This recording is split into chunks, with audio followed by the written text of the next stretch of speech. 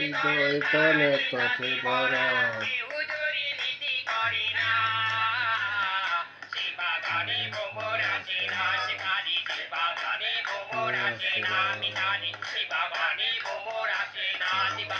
আরে এরা কারা? কোত্থেকে এলো এরা? চলুন দেখে আসি এদের শুরুর গল্পটা। খবরদার শেষ পর্যন্ত দেখবেন, কথা দিলাম মজা পাবেন। হ্যাঁ মামু, এই বিলে মোরা কতদিন আর বেকার থাকবো? আসসালামু আলাইকুম, সবাইকে আন্তরিক মোবারকবাদ এবং শুভেচ্ছা।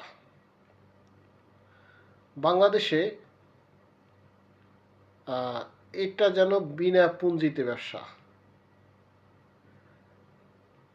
গত ৮ মাস যদি আমরা লক্ষ্য করি, ২৬টির মতো রাজনৈতিক প্ল্যাটফর্ম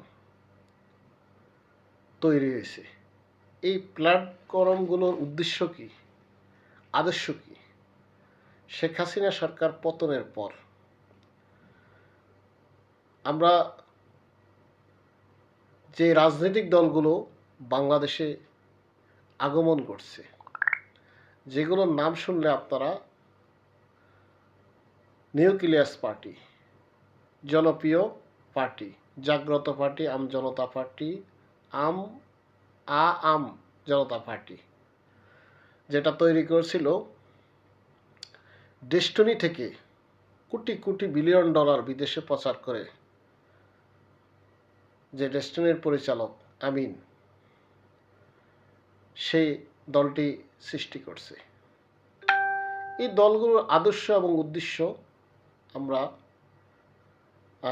যেটা দেখতে পাই, একমাত্র জাতীয় নাগরিক পার্টি, যেটা ২৪শের গণ অভ্যুত্থানের ছাত্রদের সমন্বয়ে যে দলটি গঠন হয়েছে, সেটা নিয়েও অনেক প্রশ্ন আছে।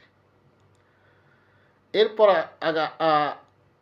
আগামী গত ২৫শে এপ্রিল ঢাকার একটি ৫ তারকা হোটেলে জনতা পার্টি নামে চিত্রনায়ক ইলিয়াস কাঞ্চন এবং সাংবাদিক শওকত মাহমুদ সহ একটি দলের আত্মপ্রকাশ করেছে।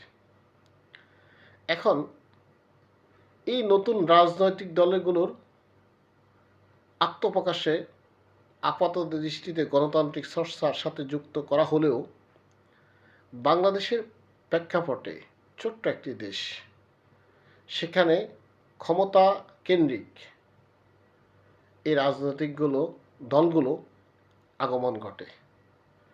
আমরা যদি রফিকুল আমিনের কথা লক্ষ্য করি, তিনি অর্থ পাচারের দায়ে বিগত অনেক বছর জেল খেটেছে এবং বিগত হাসিনা সরকারের আমলেও আমরা দেখলাম যে হাসিনা সরকার যখন ২০০৮ সালে ক্ষমতায় আসে, তখন তার সহযোগী সংগঠন যেটা থাকে সেটা তো আছেই, তাঁতি লীগ, চাকরি লীগ, শিক্ষক লীগ, কত বদরুল লীগ, অজস্র সংগঠন একটা দলের। কেন যে আসলে দলগুলো এইভাবে তাদের সহযোগী সংগঠন বৃদ্ধি করছে, অনেককেই নামকে অস্তে, যাদের কোনো অফিস নেই, যাদের কোনো কর্মক্ষমতা নেই, তারা একটা দল খুলে, নেতা নাই, কর্মী নাই, ২-৪-৫ জন মিলে একটা দল খুলে বসছে।